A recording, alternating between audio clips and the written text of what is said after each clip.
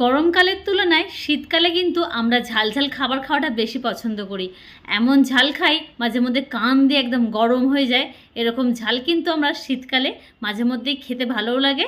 আজকে ওরকমই ঝাল ঝাল একটা রেসিপি করব, ভীষণ হেলদিও হবে তার সঙ্গে, আর খুব তাড়াতাড়ি হয়েও যাবে। একদম স্ন্যাক্স একটা স্টার্টার্স রেসিপি।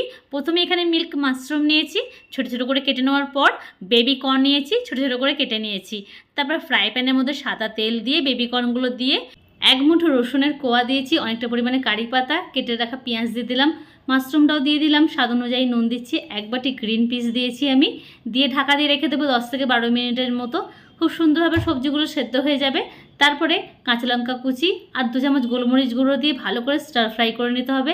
10 থেকে 12 মিনিটের মধ্যেই দারুণ একটা স্ন্যাক্স রেডি হয়ে যাবে। ভালো লাগলে প্লিজ কমেন্ট করে জানাবেন। আর মেয়ে সবসময় খেয়ে যেটা আমাকে ফিডব্যাক দেয়, ಮಮ್ಮಿ ಚೆನ್ನಾಗಿದೆ। থ্যাংক ইউ সোনা।